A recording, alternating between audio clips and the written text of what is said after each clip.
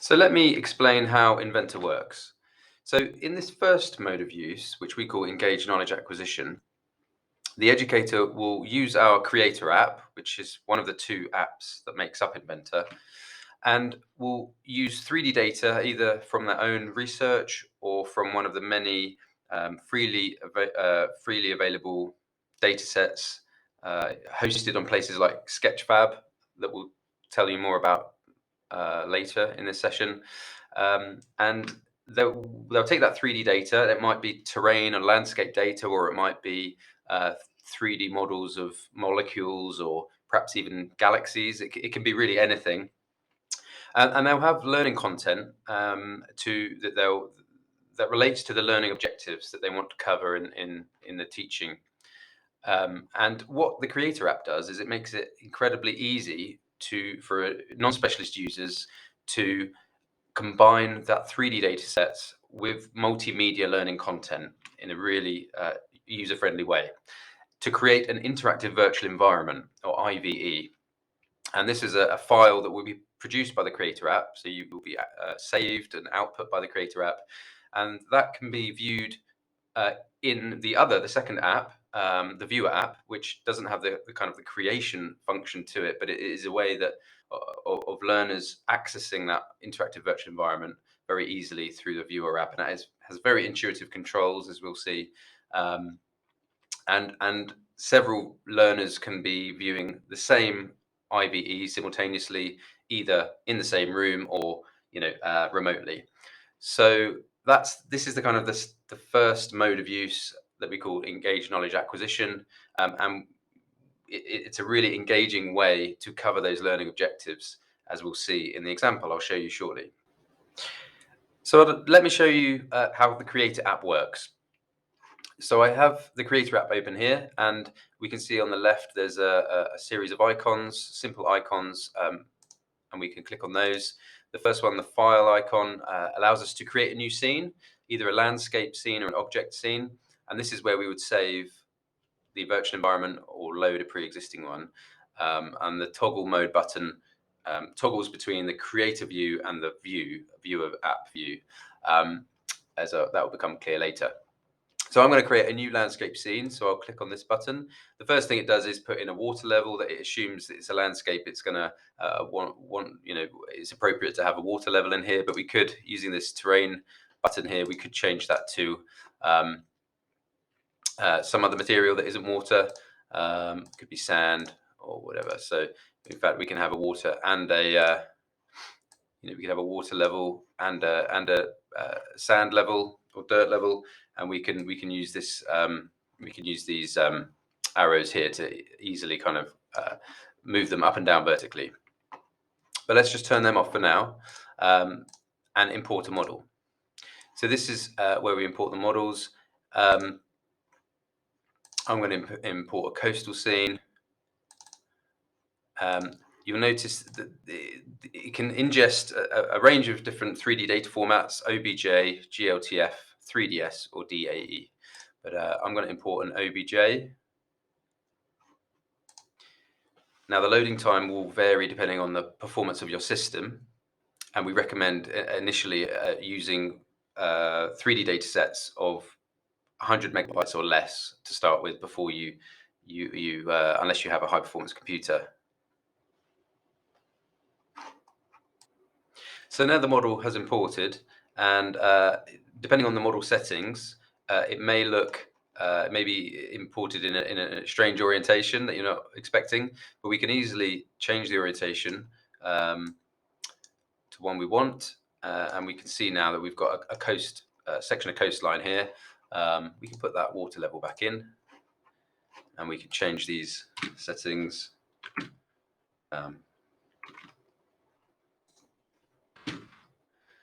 We can adjust the range that we can have the water level. This starts to make a lot more sense now. So this data was acquired from a drone survey that we conducted as part of a research project to look at coastal erosion in South Devon. So these kind of data sets are routinely acquired by drone surveys, which are becoming really obviously very common. But there's also many other data sets that are freely available, publicly available, that can be used in InVEnTA in this way. So here we have now the model more or less kind of positioned roughly where we want it, and we can start to look at the model and the detail in this model. In fact, we may want to raise it up a bit. So we can see this is an eroding section of coastline, and we've got debris coming off the cliffs here onto the beach. So now let me talk you through some of the functionality that we have within InVEnTA. So I mentioned the water layer, and we can have a dirt layer as well. We could have that.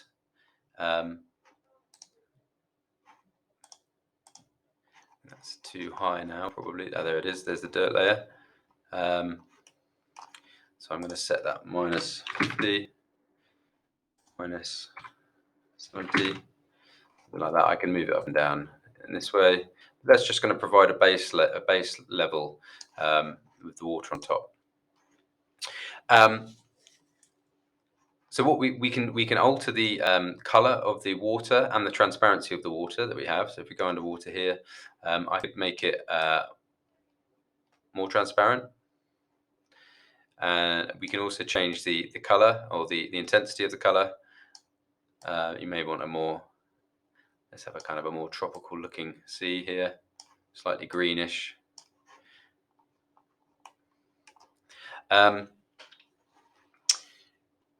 We can also change the environment. So we have we can put in the latitude and the longitude here. Minus, so 3 west, and we can then get realistic sun positioning. So we get sunrise. We can call the progression of time forward and backwards during the day. We can set the put time progression on and set it to, let's set it to 1 minute. So we'll see the sunrise and so on. We'll see it set shortly. And then you can see what the lighting conditions look like at different times of year. This is something that Damien will talk more about later in the session. And we can change the weather. Again, this is something Damien will show you. But we have different settings: light rain, heavy rain, storm settings. And although you won't be able to hear this, but there is ambient sound associated with these different with some of these different weather conditions. And that adds to the kind of level of immersion, the kind of engagement with this environment, makes it feel all the more real.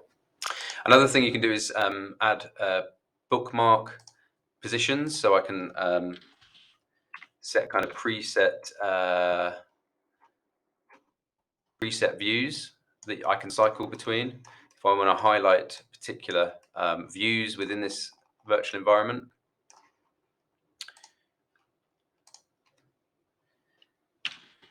And these can be switched between then. As we press this button, we can switch between these different views. So you can draw the learner's attention to different aspects of the model in that way.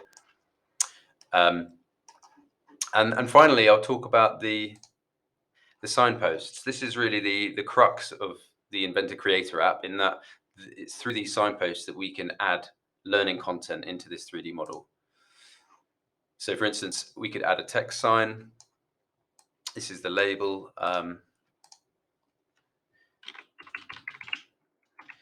We'll call it eroding cliff, and we can set it to open at a range of 200 meters, say. Set that to open, and we could hide the label or have it viewable, and then we can have a text description. So this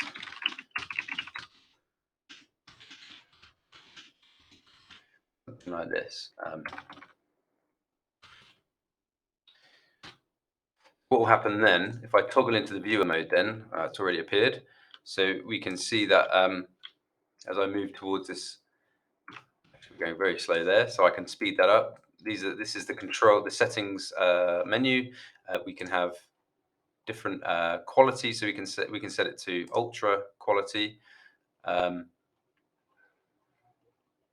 and we can increase the speed of movement here. We can change the control mapping as well. I'm not going to change that for now. So I can see that I'm moving much more quickly through this model now, and we can see that this sign is activated when I'm within 200 meters of it in the model. So it's not just text signs that we can have. We can have audio signs. So we could have an audio, a location triggered audio. Oops, let me switch back to creator mode. We can have location triggered audio. For an audio sign, you probably don't want the sign. You may not want the sign visible, so you could hide the user interface when it's so the viewer can't see it. Oops, sorry. So in the viewer app, that wouldn't be visible if I hide the user interface. But this is where it would be triggered, and again, we can set a range to that, 200 meters, say, and we could set an audio file, some sort of. It could be an audio description, it could be some sort of ambient noise or a noise of that part of the landscape, or even a bit of music if you like. So other than text and audio, we also have video signposts, image signposts that will appear. They can either be permanently visible or appear triggered by the location of the user, and or web links, external web links. So this is where I get to say the immortal phrase, here's one I prepared earlier. And what we're looking at now is a section of the coastline in South Devon, near, just east of Sidmouth. And what I've done is I've taken our UAV derived model and I've embedded it within a kind of a larger extent but lower resolution terrain model from a freely available source called DEM API. And Damien will talk more about that later. But it's just a neat way to kind of provide that spatial context for a higher resolution model that you've gathered perhaps through your own research. So what I'm going to do now is switch into the viewer mode, and I'm going to minimize that menu, and I'm going to just have a little tour around here to show you some of the features. So here we have what I showed you before, the text signposts that are location triggered. You can have a few of these. I have other models, so you can have multiple 3D models within the same environment. So here I have the model of a plane to kind of to demonstrate to the students some of the ways in which this data can be acquired. So this was a model that I've used in one of my teaching modules on looking at using remote sensing to look at coastal changes. We can have this is a 3D model of a house that we can use this to talk about suitable places to build houses near the coastline. You won't be able to hear the audio, but I've got the kind of the sound of seagulls and waves on the beach as well, which kind of adds to that sense of place. One of the things that we found is that students really valued using InVEnTA to give a sense of scale to some of these places that they aren't able to go themselves. So we can have this is a 3D model of a person situated in the scene to give that sense of scale. We can zoom down onto the beach, and we can actually we can go. I'll show you this. Some nice kind of playful things we can do. So in this case, I've put a submarine model under the water that the students can kind of explore, can go and find, and a few other bits and pieces as well, just to show you.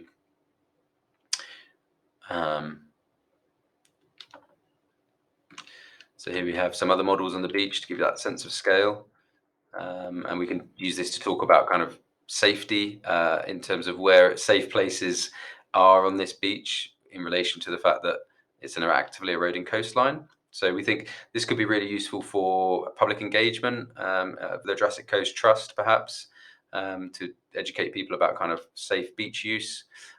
There's a landslide feature in here in this part of the model, which is kind of at the edge, unfortunately, of the high resolution data. But this is just showing you how you can embed image files into the landscape that trigger when you go near a particular feature or location, and you can use these to kind of help explain uh, some of the processes that you want to teach about or want the students to learn about. So that we have a geological section here which kind of explains why that landslide happened in that particular location. And yeah, one of the nice things as well in the viewer app, as well as the creator app, is that we can play with this. Uh, we can play with this sea level, so we can with particular relevance to coastal changes. We can look at the influence, the impact of sea level change. This is a cliffed coast, so perhaps relatively resilient to sea level rise, but we can see where what a sea level rise of a set sea level. We can explore sea level rise scenarios with the students at other coastal sections, and they can actually get a kind of first hand, if you like, experience of what that sea level rise would look like.